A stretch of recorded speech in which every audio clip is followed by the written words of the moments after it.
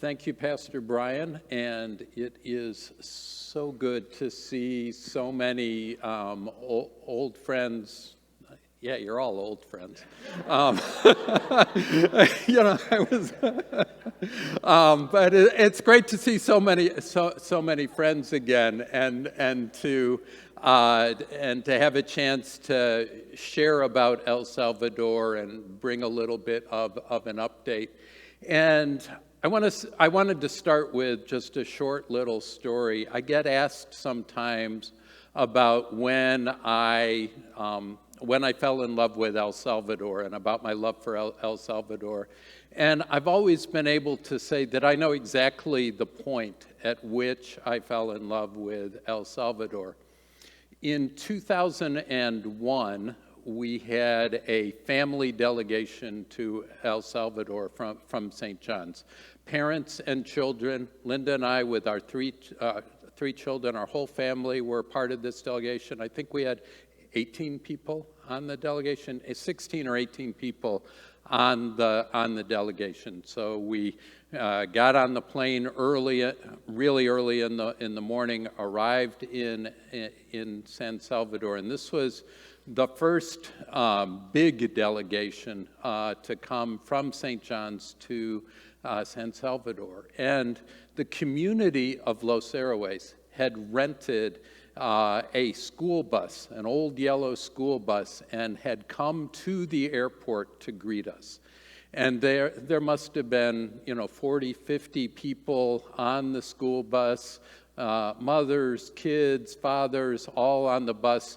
And they greeted us with a big banner just as you exit the luggage area at the airport, and we get this big greeting. And the school bus had been completely full with Salvadorans, and then the 18 of us pile onto the school bus to go back into the city of San Salvador. And because it was crowded, a little girl who was probably 6 or 7 years old sat on my lap in the school bus as we drove back to San Salvador. Now, it had been 20 years since I used Spanish in college before this trip. So I was very poor with Spanish. She knew no English. But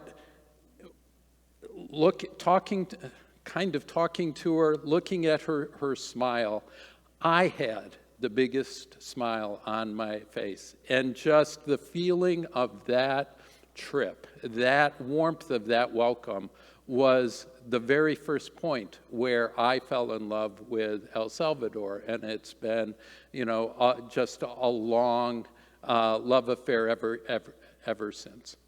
So when you fall in love with someone or something, you want to know more about them. And in 2004, I started writing a blog with the exciting name at the time called Tim's El Salvador blog. That was really just a way to teach myself about El Salvador, but also to share in English for people at St. John's and in the broader, what we call the Solidarity community, about what was going on in El Salvador, current events and those things. And I started in 2004, and now now 19 years later, I am still writing. So 3,000 articles later and counting, I'm still learning about El Salvador, and I really love sharing about what's going on in El Salvador. And in the context of what we're going to talk about today, the church's response to different kinds of things going on in El Salvador. One of the things you need to know is that I'm a trial lawyer by trade. That means that I can speak for 3 straight hours without stopping, without notes. That means you don't want me to do that. So, at any point, unlike the juries who listen to me, you can raise your hand at any time and stop me and ask a question. And please do, because a 3-hour monologue, Linda doesn't let me do it, and you shouldn't let me do it either. So let's start with a little bit of context to help you understand where we are. So Pastor Brian started a little bit with Oscar Romero and some of the conflict and the problems of the Civil War that El Salvador lived from 1980 until 1992. It was a war between a oppressive government controlled by a wealthy oligarchy and the military in the country, backed by the United States government, and left-wing guerrillas who were fighting for the poor people in the country, backed by Cuba, Nicaragua, and the majority of the poor in the country. That war lasted 12 years and ended in 1992 largely as a stalemate after some 75,000 civilians had lost their lives. Let me put that in a little context for you. So El Salvador is a tiny country. It's about the size of the state of Massachusetts. Its population is about the same as Wisconsin's population, about 6.5 million, a little more than 6 million, which is roughly the same as Wisconsin. So, so that war, 75,000 people, civilians died during the course of it. Now, Linda mentioned to you this morning that our relationship, that the community of Los Héroes was founded 4 years after the end of the war in 1996, with people who had been displaced during that war, had lost their homes because they were in a conflict zone, someplace where the war was going on. So for various reasons, they had been displaced by the war, and they got little pieces of property in the community we call Los Héroes in 1996. And then we started our relationship with Los Héroes in 1998. So you realize that this is really a relationship that comes during El Salvador's recovery and rebuilding period after 12 horrible years of civil war. And it was a tough time because you also end up with natural disasters like earthquakes and Hurricane Mitch as well that impacted in the 1990s. Yes, Marion? When you mentioned they got their little pieces of property, how were they able to acquire it? Was it something the state gave them?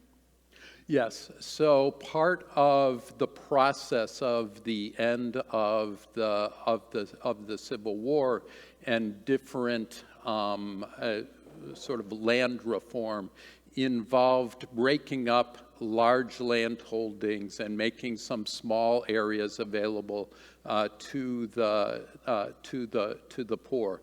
Now, in general, the good land stayed with its original owners, and the community of Los Héroes is built on kind of a rocky hill where you couldn't really grow anything, and they divided it up. It's really like a subdivision is the best analogy that I have to it. Residential lots with streets, and at the top of the hill that makes up the community is where the church was established and where it stands to this day.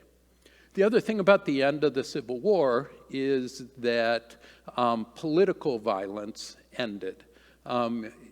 During the 70s, during the Civil War, if you spoke out against the government, if you spoke out against the treatment of the poor, you could be disappeared in the middle of the night and killed.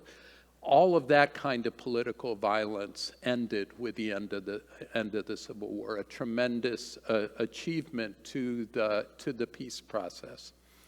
And so that was a great achievement. The two warring parties, so a right-wing party called Arena and the left-wing party of the guerrillas became the two political parties that battled for control in elections in the country.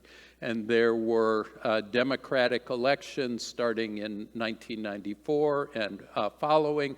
Our own Dave Urell was an election observer in one of the first post-war elections in 1994, right, Dave?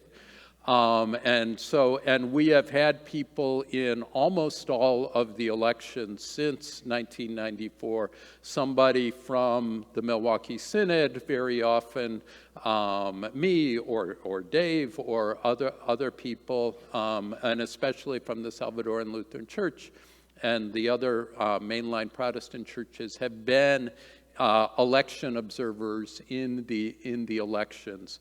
And throughout all this recovery process after the Civil War and during the Civil War, the Salvadoran Lutheran Church was always working with the most vulnerable populations in the country, operating refugee camps, for example, for people who had to flee the conflict zones or whatever.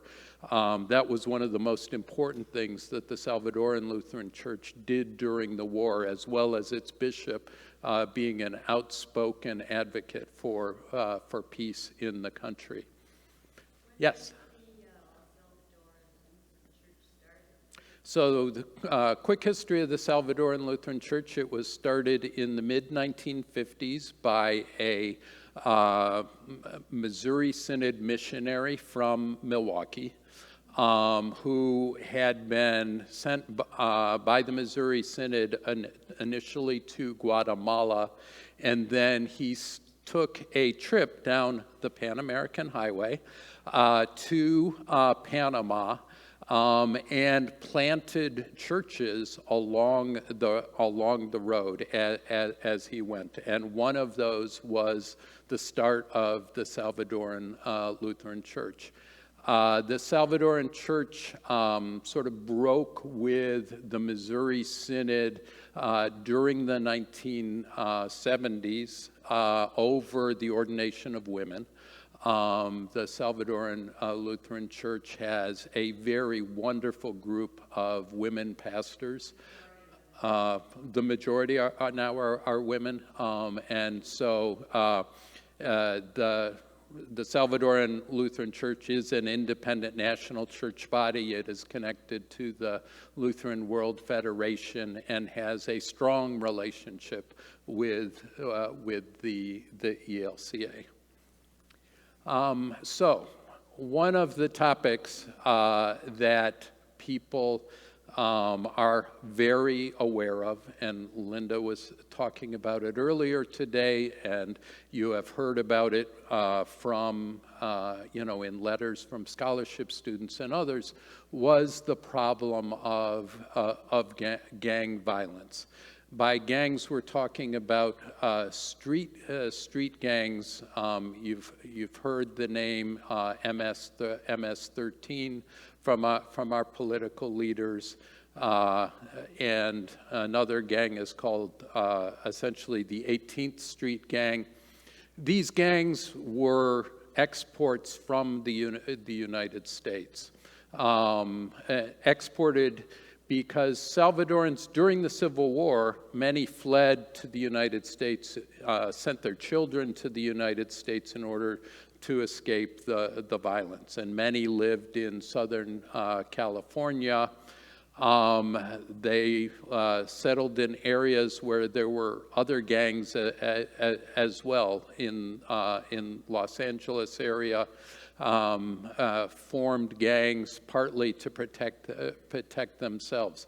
In the mid-90s, to get tough on gangs, the United States deported gang members, many of whom had been small children when they arrived in the United States, but then deported them back to Central America and to El Salvador, where they flourished like weeds, and grew to take over communities, neighborhoods throughout the country.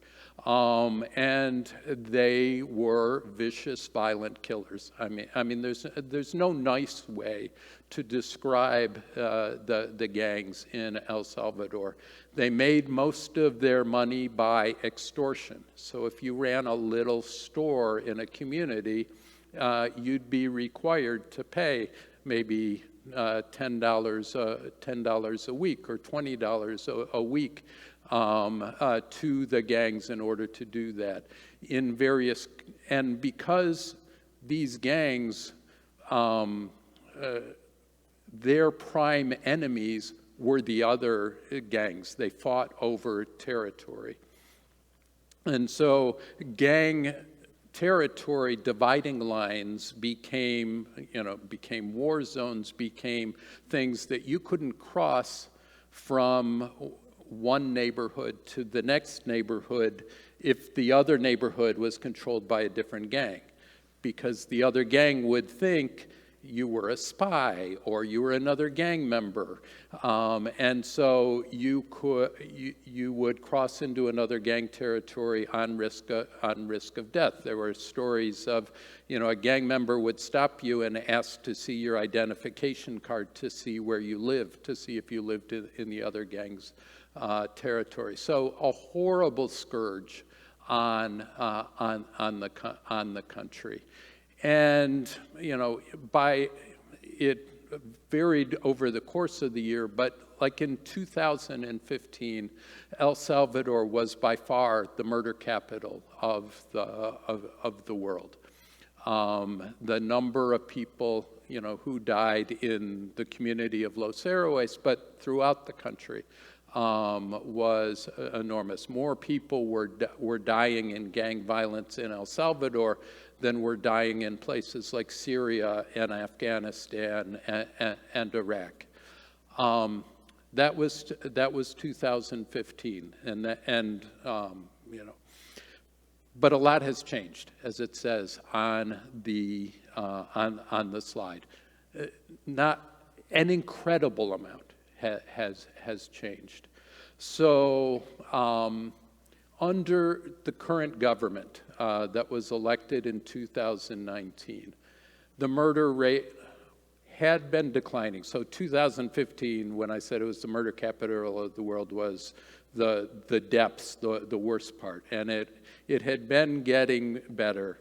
Then in 2019, a new government came into power, and I'll talk more about that new government in a second. But one of the things that they did was they undertook secret negotiations with gang leaders who were in prison. And in those secret negotiations, basically, in return for nicer conditions in prison, the gang leaders told their gang members outside of the prison to lower the number of people, the level of violence, the number of murders that were going on. So things started improving.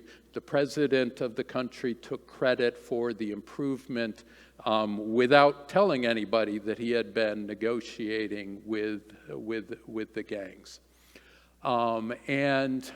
So that process started significantly reducing the amount of violence, the number of murders that were going on.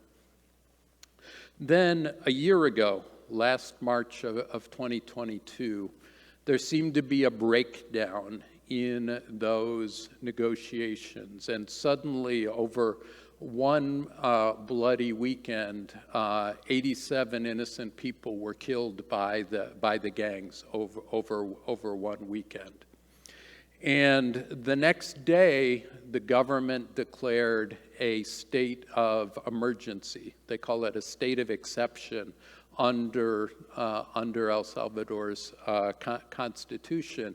And what that meant is They suspended a bunch of constitutional rights that protect people accused of crimes.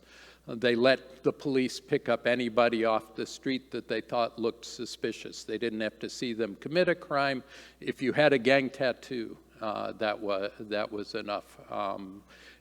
If you looked nervous when a police officer looked at you, that would be enough to pick you up and be held without the ability to see a judge for 15 days. And then you could be in hearings where there'd be 300 people all being paraded in front of a judge at once, and the judge would rule on whether you'd be allowed out on bail in the course of about a 30-minute hearing for these 300 people. Virtually nobody was allowed out, but instead you're sent to prison to await trial. They don't have bail in the same way, or separate jails. You go to the same prison as the people who have been convicted of murder or being a gang member or any other crime. So that started a war on the gangs that involved the military and the police deploying with massive force in gang areas all across the country and picking up every gang member they could find, every person who looked like a gang member they could find, every person who might have collaborated with the gangs that they could find. The result, with respect to violence, with respect to murders, has been a dramatic reduction where the murder rate in El Salvador is certainly lower than the murder rate in the United States, and really any place else in the Americas, according to the statistics. People now feel like they can cross those gang boundaries. The gangs have been essentially disbanded. There are certainly still some gang members, in hiding or around in the country, but the gangs themselves have been disbanded. So there were, since March 28th, more than 66,000 people arrested by the government. This is the cost of getting to this place of breaking up the gangs. To 66,000 people, plus there were already 30,000 people in prison. So essentially you're close to 100,000 people in a prison system that in March of 2022, its capacity was 30,000 people. So you have a system of overwhelming overcrowding in these prisons, where there are incredible stories of torture and abuse and lack of medical care and beatings and death. And remember that the bulk of these people haven't yet been convicted of a crime. They've been picked up. They've had an initial hearing where a judge said you can't have bail or anything, but the majority of them have not been convicted of a crime. And this state of emergency, this state of exception, is under the Constitution only supposed to last 30 days while there is an emergency in the country. You're not supposed to be able to eliminate all these due process protections for long periods of time, but the National Assembly of the government every month keeps extending it because they say, and it's true, the people want us to do this. It is very popular to have eliminated the gangs inside the country. So the government put out this picture and a whole bunch of videos along with it to show the transfer of gang members into a new prison that they built, a prison that is going to hold 40,000 people. That is the largest prison in the world. And it is in El Salvador. And they have put out videos they're really like music videos. I mean, they're to dramatic music showing all of these gang members being herded into the prison. Linda said I couldn't play the video for you, and you really don't want to see it. But this is sort of the get tough on gangs vengeance sort of approach to controlling the gang problem that has been the case in El Salvador. So it's, on the one hand, we have really wonderful news for our sister community in Los Héroes, that the gangs are no longer there, that people who couldn't come to the church because they would cross a gang boundary now can do that. You have students who can go to schools that they couldn't go to in the past. You have the ability, as we did, to sleep in the community and keep the doors open in the church all night long, because the gang members who used to have their headquarters across the alley from the church are no longer there. So there's all that wonderful news. And at the same time, we have people suffering. We have thousands of innocent people swept up in those 66,000 and stuck in the largest jail in the Americas. And so El Salvador now incarcerates, a greater percentage of its population than any other country in the world. So El Salvador is number one. They passed by the former number one. Does anybody know who the former number one was? Yes, it was the United States. So the U.S. used to incarcerate more of its population than any other country in the world, but El Salvador is now number one. That's not great news. So the church's response to this so far.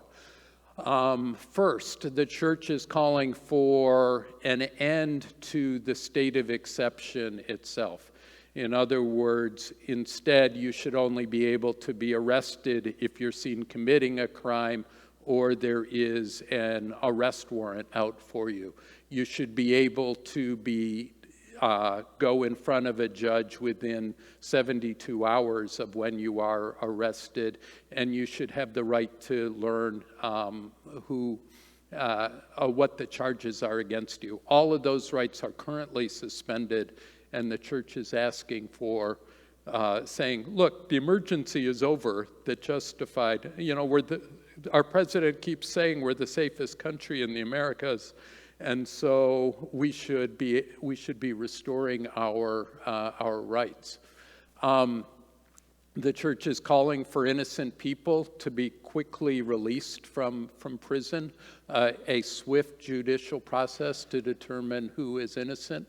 But the other thing that the church is doing, and we hear this from Pastor Santiago regularly, is saying, we have this space now of peace in our communities.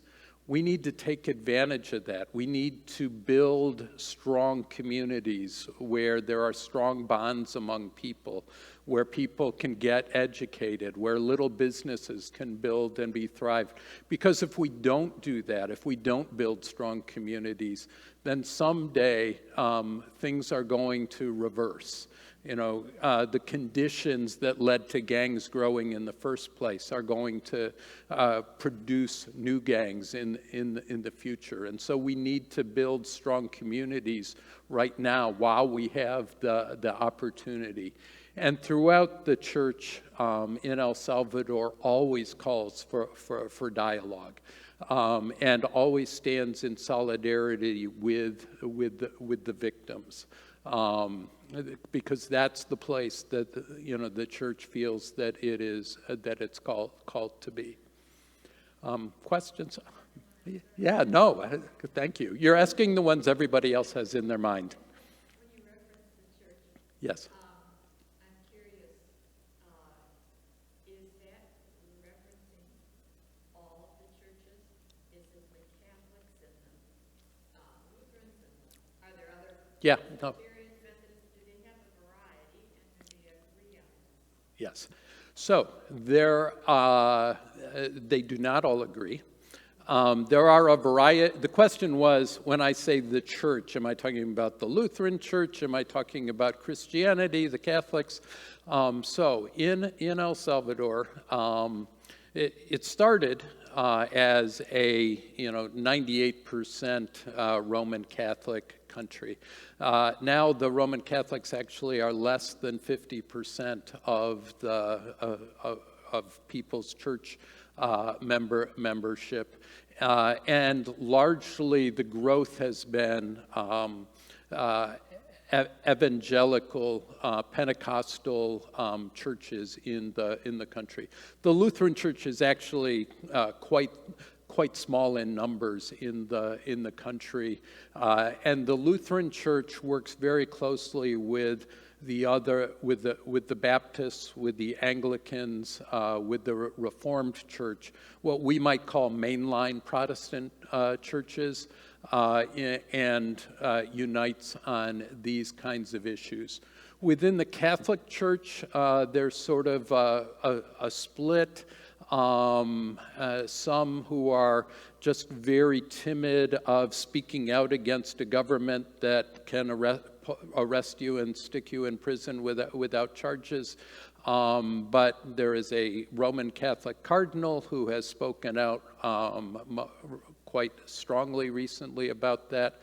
And then there are some Pentecostal evangelical churches that are, go vengeance, throw them in jail.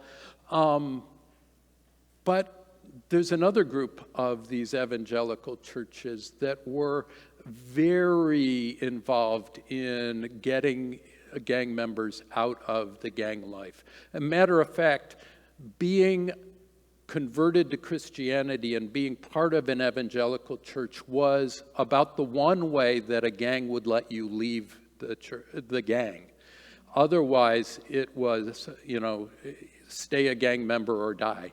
But the gangs actually recognized conversion to evangelical Christianity as a way. And there were incredible stories of large parts of some of the prisons in El Salvador where there were evangelical conversions and gang members, committing their lives to Christ and leaving the gangs. So, a long, complicated answer to your question, but it is, the whole topic of how the church interacts with the government is, and the gangs is really complicated. Yes. What's the average age of the gang members? Are they like after school, older than school years? So they recruit, they would recruit as young as kids, 8 and 9, 11 years old. So they'd start early because somebody that young couldn't be sent to prison. So what an 11 or 12-year-old might be recruited to do is, here's a cell phone, and if you see the police coming, call on the cell phone to let the gang members deep inside the community that they were doing. Or you might be the person to go and deliver a note that says, pay $50 or else something bad will happen. So they would recruit, younger. And then, the older leaders, were ones who were deported in the mid-90s from the United States.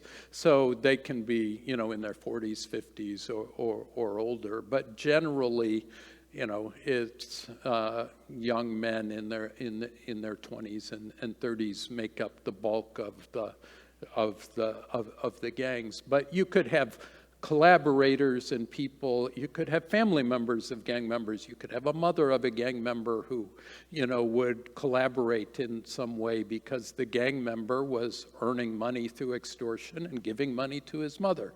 So, these things get really, really, gang membership is not sort of a single thing. I mean, you have the hardcore interior gang members, but then you have people who collaborate with the gangs or profit from knowing a gang member and being able to sell the gang member something or get something for the gang member. So I've mentioned a couple of times that El Salvador has a new president elected in 2019 in an election that Dave Urell and I and others were election observers for. It was a fair and democratic election. And his name is Nayib Bukele, and he was the first president after the Civil War who wasn't from either the right-wing conservative party or the left-wing party of the former guerrillas. So in the previous 2 decades, it had traded off between the right-wing party and the left-wing party. And the problem was, regardless of which party it was, there were 4 straight presidents who were corrupt as anything. So the president at the time of the 2001 earthquake stole $10 million of earthquake relief funds. The next president stole $200 million from the country. The president after him stole $300 million from the country. So the people were the lowest approval ratings, the lowest esteem in public opinion polls was for politicians, was for the political parties in El Salvador. So Nayib Bukele, who is, when he was elected, was 39, is a young, media-savvy, social media-savvy, former advertising executive who ran for, he was the mayor of San Salvador under the left-wing party. The left-wing party kicked him out. Believe me, he wanted to be kicked out of the party so that he could say, I'm not like them, they're corrupt, the right wing is corrupt, I'm going to come in. And his election slogan was, there's enough money when nobody steals. And it was a very popular slogan, a very popular campaign, and he won in the first round in 2019, not by a landslide, but by a very healthy, by a healthy margin. Now, at the time, he had divided government because he was elected, but the legislature was still controlled by the other 2 parties. And so for the first 2 years, he was always struggling against the legislature that they have. So like the United States, they have 3 branches of government. They have a Supreme Court. They have a legislature. It only has 1 chamber. It doesn't have a House and a Senate. It just has what they call the Legislative Assembly. And then there's the executive branch with the president. So for the first 2 years, he was struggling against the old parties that were still in power. In 2021, 15-minute warning. I was just getting started. So in 2021, his party then ran for the seats in the Legislative Assembly. And they did win in a landslide. And as a matter of fact, they won a supermajority in the legislature in 2021. On the very first day of that legislature impeached all the judges of the Supreme Court. and replaced them with allies of Nayib Bukele, of the president. They also impeached the sitting attorney general, the chief prosecutor of the country, who at that time was involved in investigating the secret negotiations with the gangs that I had mentioned to you, and was investigating corruption by members of the government in pandemic relief funds. And so on the same day they impeached the Supreme Court, they impeached the Attorney General, put in a new Attorney General who, again, was friends with Nayib Bukele and his party. So at this point, Nayib Bukele, his party is called Nuevas Ideas, which means new ideas, has total control over all the branches of the government. He has the Supreme Court, the Attorney General, the Legislative Assembly, and basically what he says goes, and he tends to say it by Twitter. He rules by tweet very much, and there are all sorts of examples of this. He has announced that he is running for re-election in 2024. Now, that's a problem because the Salvadoran Constitution says in no less than 5 different places that the president cannot be re-elected for a second 5-year term. But if you have a Supreme Court of your allies, they have already issued a ruling that says the language in the Constitution doesn't mean what it seems like it means, and that in fact he can run for re-election, which he will be doing in 2024. But I should also say he is incredibly popular. He has an approval rating of 92%. And that's not a fake public opinion poll. This is by independent polling organizations that have no love for the president of El Salvador. I mean, he is literally that popular. Part of it is certainly what he has done with respect to the gangs. But the other part is that he is better than any politician I have ever seen in social media and advertising and publicity. They are masterful at it. They push out an incredible amount of positive publicity about the president and what he is doing. So it is he is almost certain to be reelected in 2024. There's nobody to tell him he can't be. He has the complete loyalty of the armed forces in the country. He has bought their loyalty and will be president for at least another 5 years. And I expect that they will amend the Constitution in the interim to make it possible for more than that. So what has the church been doing? So the church tries to very carefully indicate that it is nonpartisan. It will speak on political matters, but the church itself is not a member of a political party. It is not affiliated with a political party, and that's very important for the credibility of the church as a prophetic voice. The church is participating with other churches in conversations about what should be the response to this authoritarian tendency of the president, and they meet on a regular basis to talk about, how we should talk to our congregations, how we should think about these issues.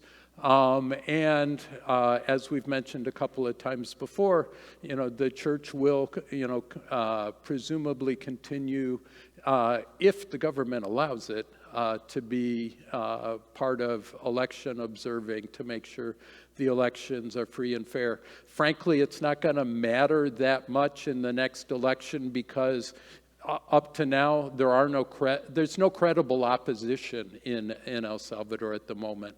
And so even if there were, there'll be some candidates, but you can run very clean and fair elections, and Nayib Bukele's party will still win with an incredible support. Real quickly, because my coach is going to say I have even less time, just on migration to the United States. So a statistic that I always share is that 1 in 4 people who was born in El Salvador now lives in the United States. That gives you an idea of the level of ties between the United States and El Salvador. So of migrants from Latin America to the United States, Mexico, of course, is number 1, but Salvadorans are number 2 in terms of the size of the migrant population living in the United States. So there are very close ties by families. Every family I know in El Salvador has a relative, has a neighbor, has somebody, usually multiple people who they know or are related to who live in the United States.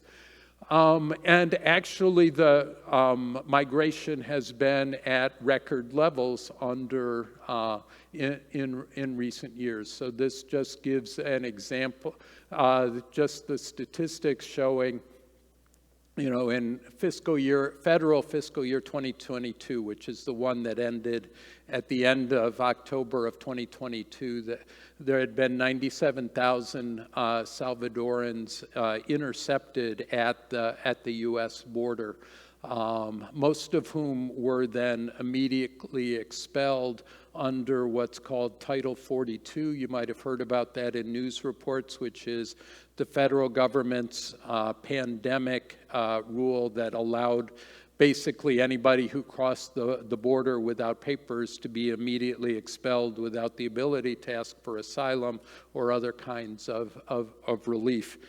I could talk a lot more because migration policy is one of my areas of focus as a lawyer, but we don't have time.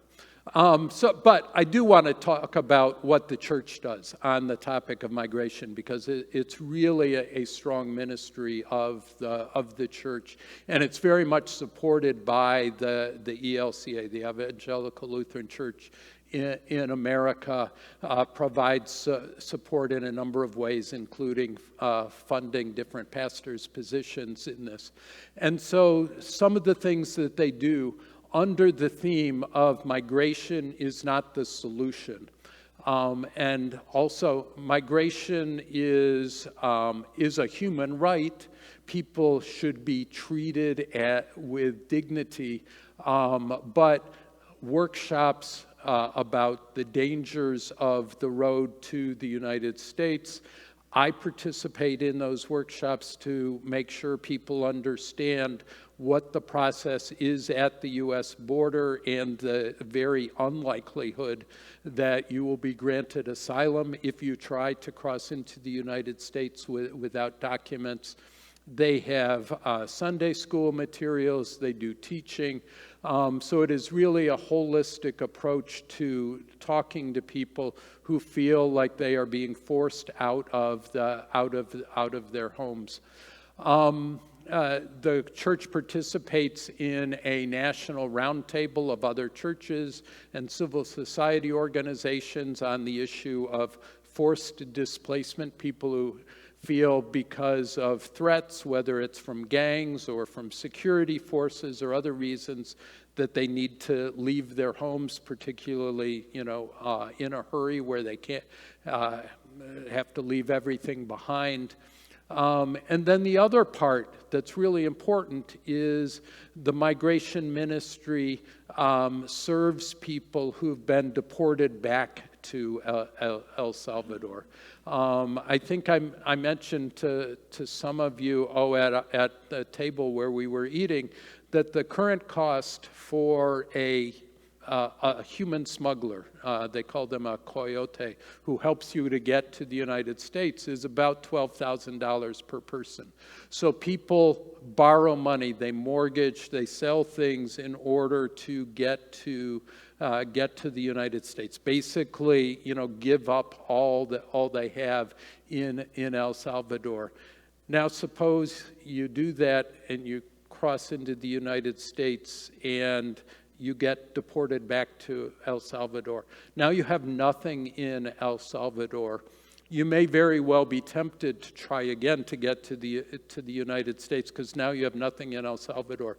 So the church's ministry is to help people who have been deported back to the country. And it takes the form of, one, just some initial things that you need to live on in the first months that you are back, but then helping people start up small businesses, little entrepreneurial things where they can earn a living in El Salvador and not feel the need to try and get to the United States. And that is just, a terrific ministry that's run by the Salvadoran Lutheran Church. So it is 6, and the question is, do I keep talking about economy and poverty, or do I stop here? No, we'll take questions instead. And if you have questions about the economy and poverty, I'm happy to answer them. But we can also talk about anything else. Jim. Bitcoin. Okay, so one of the things, probably the most talked about thing in El Salvador, other than gangs, is Bitcoin. Why? Because Nayib Bukele, this president, decided that Bitcoin would be legal tender in El Salvador. So El Salvador has 2 official currencies, the US dollar and Bitcoin. The Salvadoran public couldn't care less. They really have not adopted Bitcoin as something that they want to use. There are still places you can use it. Because the law says you have to accept Bitcoin, U.S. companies that operate in El Salvador, because they think they have to follow the law. So McDonald's, Walmart, Starbucks will all accept Bitcoin. And the way you use Bitcoin, for those of you who may not be regular spenders of Bitcoin, is you have an app on your cell phone, and you go in and walk up to the cashier, and they scan a little code on your phone, and money leaves your phone and goes into them, and they have some Bitcoins that you used to have. Anyway, it's kind of like digital cash. And so there are some places along that serve tourists that take Bitcoin. But by and large, your small mom and pop operations in El Salvador, which is the bulk of little businesses and stores, aren't accepting Bitcoin. You can't pay with Bitcoin, and most people are not using it as the way that they sell. The president of El Salvador invested $100 million of the country's money in Bitcoin. He so far has lost $50 million on that investment. But there are a lot of cryptocurrency believers who, because this is the one of only 2 countries in the world where Bitcoin is legal currency, Central African Republic is the other one, where these Bitcoin believers think that El Salvador is the haven of economic freedom, and so all these young techno people, are coming to surf and spend their Bitcoin. So I suppose it has some tourism benefit. Other questions? Yeah, Kathy. So, what kind of opportunities do the young people who are supported through school and even through university, what are their opportunities after they finish? That's very much the challenge. for the country is coming up with ways to generate jobs. So, some of the statistics that are up there on the slide show that, the average wage in the economy, for an individual is only $378, and household income of $629 a month. So if you have a degree in English, you can get a job in a call center, answering service calls from the United States or other English-speaking countries. We have one of our scholarship students is in a call center where he's answering policyholder questions from MetLife policyholders. He's working in a El Salvador's economy right now only about 50% of the jobs are in the formal economy, where you actually have an employer who pays you wages, pays, Social Security, those kinds of things. And the rest is, people operating a little stand where they sell pupusas or selling stuff along the side of the street. So it really is a challenge now. Most of our, because the number of people who actually hold university degrees in El Salvador is still relatively low. The university students do almost all have jobs. Linda would have. A little more about that. So, for example, we've got some students who graduated with degrees in social work and have advanced degrees in social work. One of them is a counselor at one of the, is a counselor at one of the prisons, actually, and works with young people who have been incarcerated. There are a couple of psychologists that have graduated, and they work in private clinics. We've got some nurses who one works at a public hospital in a large city, one works in a small private hospital. A couple of our English folk, while they graduated with degrees to teach English, because teachers are employed by the federal government in El Salvador, it takes a while to break into that kind of position, and so jobs at call centers are well-paying jobs, quite well-paying jobs, and so that can be like a temporary thing while they work to get a job in their field. We've had a few students that have graduated with degrees in business, and they work in offices and different businesses. There's a lawyer that is going to do our will in El Salvador, so she's cool. So yeah, I mean, we've got quite a number of students who work in their field or still have hopes of getting a job in their field, but are employed and helping with their family incomes. And then among the kids who don't finish university, because university in El Salvador is like a 6-year plus extravaganza, so some of our students have done some university study or have gone to technical school or like a 3-year program, and are employed and doing various things in their field. So we actually have a pretty good success rate. Our high school grads are all working, so. Oh yeah, yeah. The real challenge is for young people who don't complete high school. There's a high level of unemployment, for that range of people, and so they tend to have day jobs or kinds of things where you might be employed for a month or two, and then it's a very catch as catch can kind of existence. Other questions? Well, we have come to the end of our time. Some promos from Linda.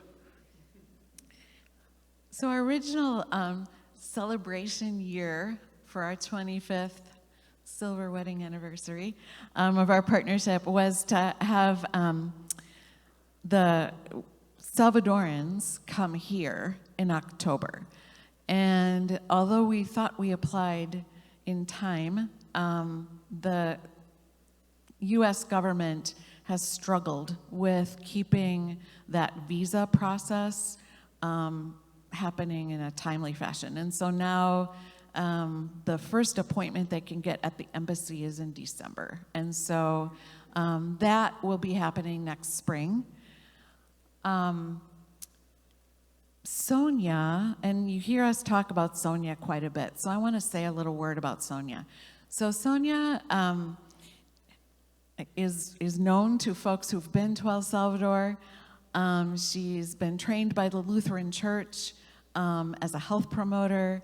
She, in her own life story, started working when she was 8. She only went to 2nd grade for half of a school year, so she's self-taught. Was ordained as a pastor in the Salvadoran Lutheran Church in 2022, and so she's a co-pastor in Los Airways. She was recently diagnosed with cancer, and so she's in that journey with chemo, and there are some support groups of strong praying women in particular from St. John's, from all peoples and throughout kind of the world, really, praying for her, and she's doing quite well. When I don't know if it was like in February or March, we were talking about this celebration year, and we've been doing some stuff in Los Airways to celebrate, and she said, well, we're going to have the big party in August when you come. Well, there was no plan to come in August, but because we sort of always have had August as the anniversary month, because that's when we got together as partners, was the month of August. I did not have the heart to tell her we were not coming in August. So we're going in August. So usually Tim and I are in the U.S. during August, unless we're guiding some church in a trip or whatever, but we're gonna do it. And so the first opportunity for anyone who has the desire to go would be August 1st through 8th. We can do a meeting by Zoom, I think would be the easiest pretty soon now to give details if you're interested. So we'll set that up and answer questions like where would we stay, what would we do, how much it'll cost, all that kind of stuff. Okay, so Dave's in. Dave Urell is in.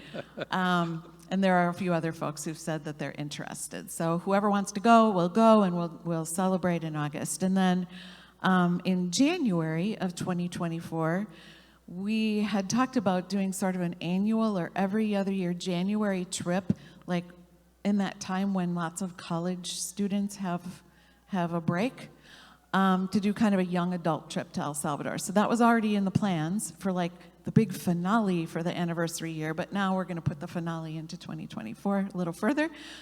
So that's another travel opportunity. So that'll be like the first week of January. I don't know if like January 7th, or I can't remember what the dates are, but you can talk to Carrie, because she had the group of youth along with Julia Mock that was the last group that went in 2020, and then y'all know why there wasn't a group after that, because we were all staying home.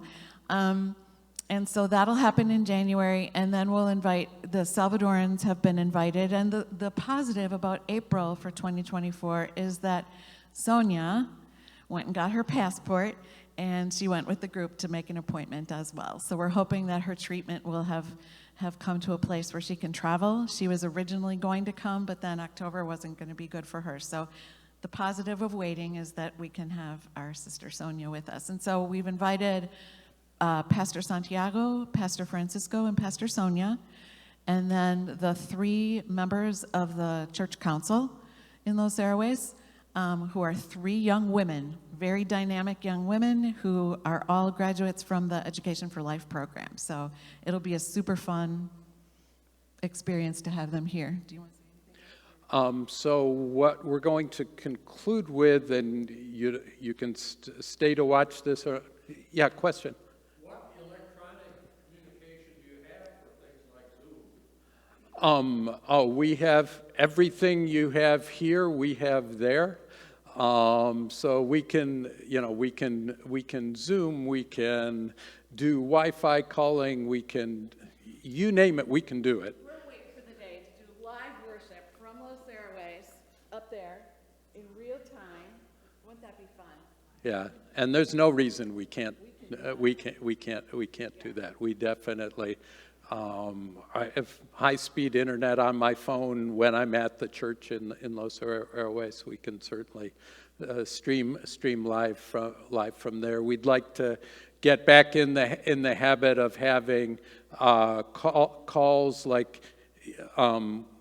like things where we'd have your scholarship students come into the church maybe and let you know, hey, your scholarship student's going to be available between 8 and 9 or between worship services or something, so that you could talk to them directly. You know, we'll take more advantage of all this technology that we got used to as a result of the pandemic.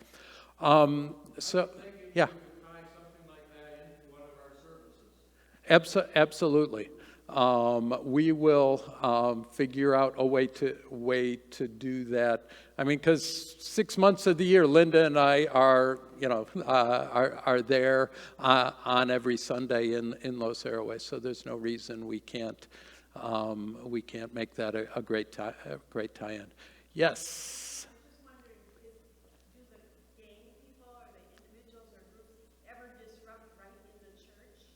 No, they.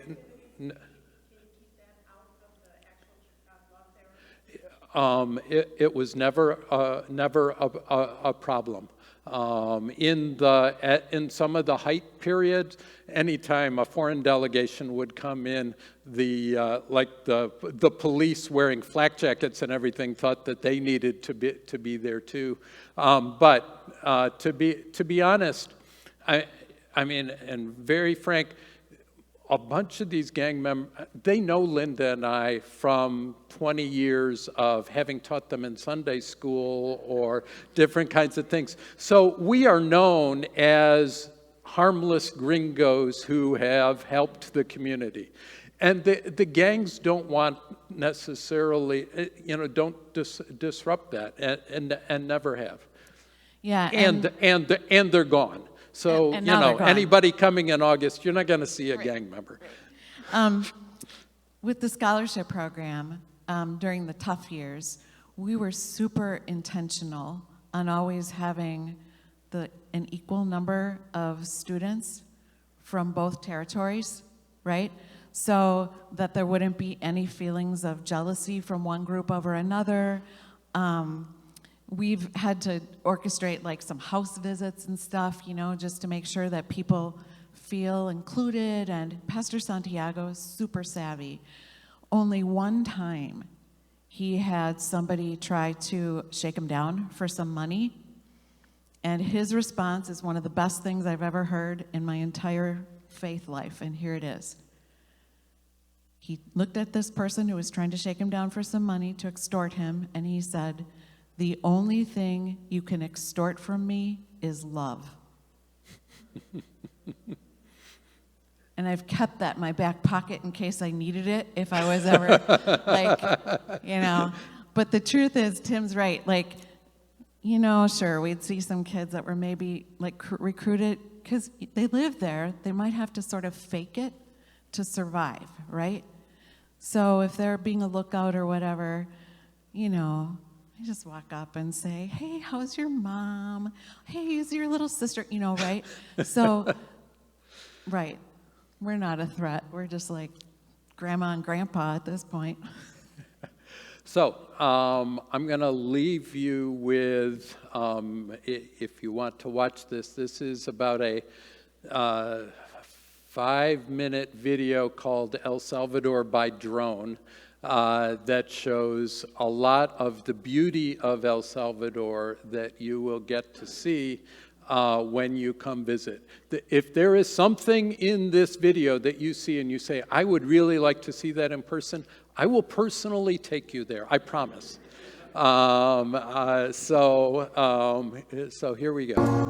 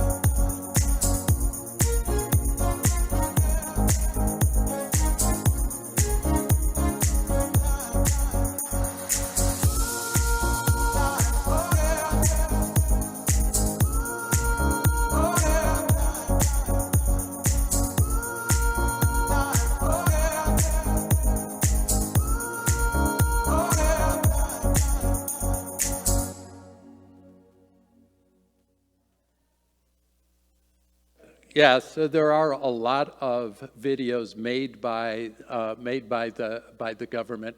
Oh, and just one last thing. If you do want to get a lot more information about El Salvador, so Linda also has a blog about the experiences of being in El Salvador, and it's called Walking with El Salvador, and you can easily find it with a Google search. Wonderful, wonderful stories. She really should write a book. And then my blog is no longer called Tim's El Salvador blog. It's called El Salvador Perspectives. But if you're somebody who likes to play around on YouTube and see videos, the government of El Salvador is paying for a lot of social media influencers to promote the beauty of El Salvador. So you can, if you just put in like El Salvador sites or El Salvador tourism or El Salvador waterfalls, you'll find all sorts of great videos showing the beauty of El Salvador.